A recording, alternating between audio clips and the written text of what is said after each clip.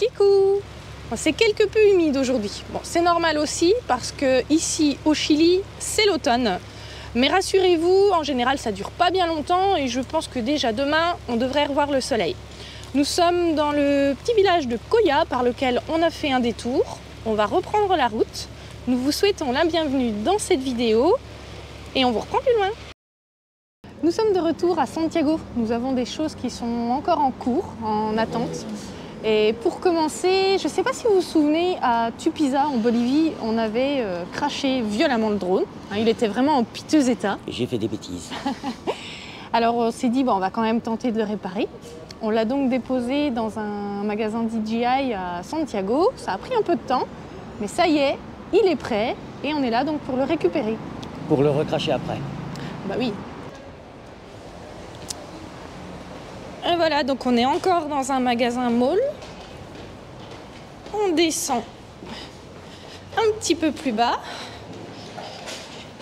Et on va arriver sur le magasin technique de DJI. De celui qui a pété, c'est celui qui a réparé. Et voilà. Allez, on récupère le drone. Ça y est, on a récupéré le drone. Il est tout neuf. Tout neuf, ouais. Et donc, ça nous a coûté combien la réparation? 168 000 pesos, ça fait 199 €. Ouais. Bon, c'était intéressant de le faire parce que bon, c'est un drone qui coûte un peu cher quand même. Donc, la réparation était intéressante et maintenant, il va pouvoir voler à nouveau. Allez, on récupère le camion parce que on gêne un tout petit peu, mais bon, ça va. Oui. On récupère le camion et puis on part un petit peu plus loin. Nous sommes désormais devant la boutique Giant pour le vélo de Didier. Parce que... Que j'ai cassé comme le drone. Non, tu l'as pas vraiment cassé, il y a eu un problème électronique. Électronique, ouais. Et donc on l'a apporté en réparation. Par contre, ils ont besoin d'un peu plus de temps que prévu, donc on a décidé de le laisser encore. Nous, on va quitter Santiago. On va quitter, oui, on va continuer à voyager pendant encore un mois et demi sur le Chili, puis après on va au Pérou, ou on ne sait pas où, et après on reviendra chercher le vélo quand il sera réparé. On viendra le rechercher ultérieurement. On leur laisse 3-4 mois. Comme ça, au moins, ils sont sûrs d'avoir le temps pour faire ce qu'il faut et le faire correctement, et puis le vélo sera à nouveau en état. Et voilà. Retour chez Man. Ah, ne vous inquiétez pas, tout va bien. C'est juste qu'on avait sympathisé avec l'équipe et comme on passait devant, on a dit on va aller leur faire un coucou et aussi leur dire au revoir par la même occasion parce que là on repart vers le nord du Chili. Donc voilà, on refait un petit passage par ici, juste quelques minutes et c'est reparti vers le nord. Quand le camion était en réparation à l'atelier, ils ont flashé la couleur de notre camion pour reproduire la peinture sur un de leurs camions et je pense qu'ils vont en faire plusieurs comme ça, non? Qu'est-ce que t'en penses? C'est un client qui a plusieurs camions, il va faire la même couleur que sur l'autre. Je vous le montre? Allez, je vous le montre. Et voilà, le camion peint exactement de la même couleur que notre camion. Excellent! Il est beau, hein? On est revenu donc chez Man et qu'est-ce qui arrive derrière, hein? Donc on est allé avec Alejandro et qu'est-ce qui arrive derrière? Mais c'est Herman. Voilà. Mais c'est Herman. Lopim. Salut Herman. Bye bye.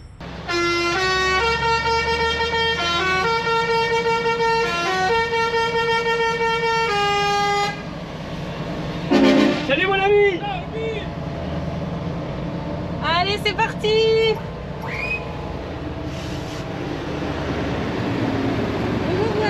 Adios amigos. Adios!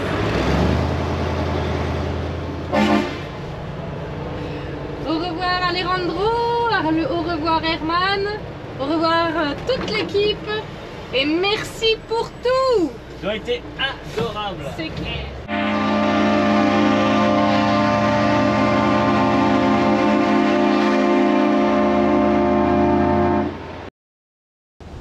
Ça souffle. Je vais essayer de ne pas m'envoler. Nous sommes rendus environ 500 km au nord de Santiago, à Punta de Choros. Pour venir ici, dans ce village, on a fait l'agréable rencontre de renards, plusieurs renards, toute une famille. C'était trop mignon, ils sont trop craquants.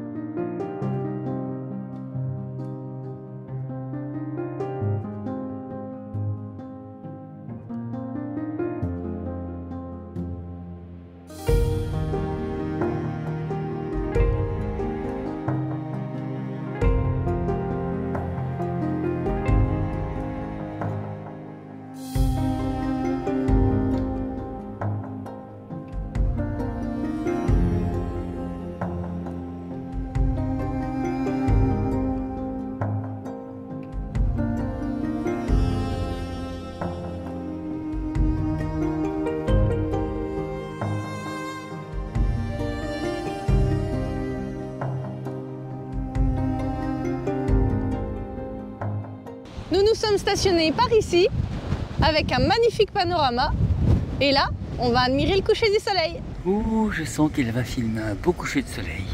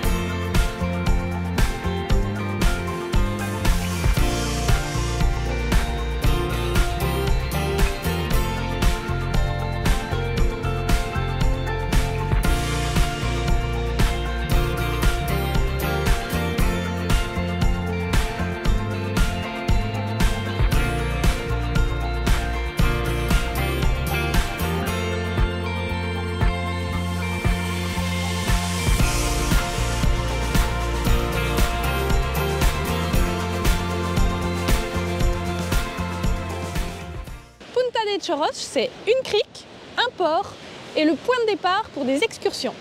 C'est en effet le point de départ pour visiter la réserve nationale des manchots de Humboldt. Celle-ci compte environ 68 espèces différentes et elle est composée de 3 îles.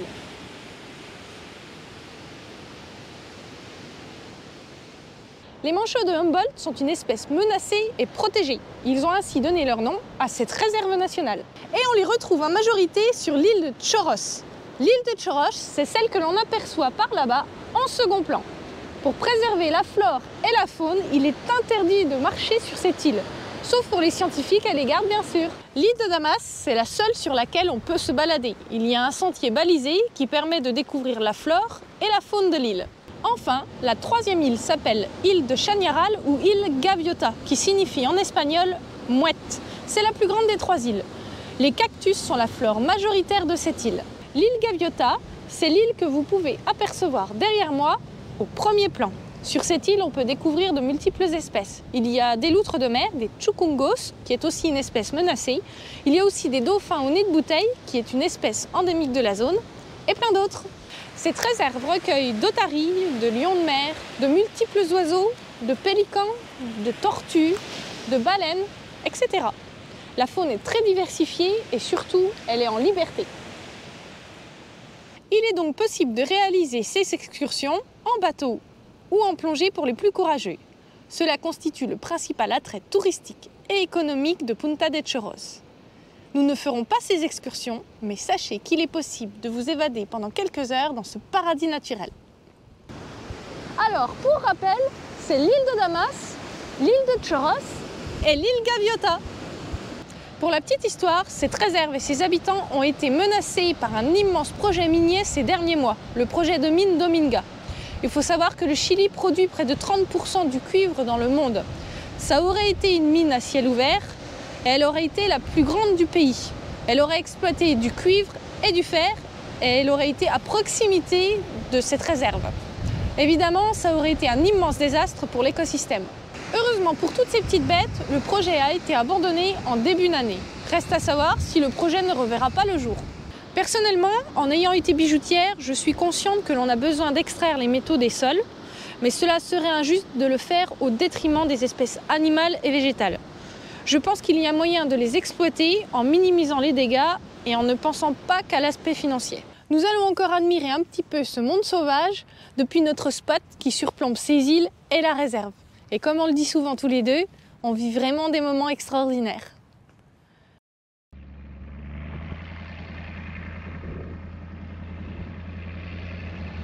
En avant pour de nouveaux paysages.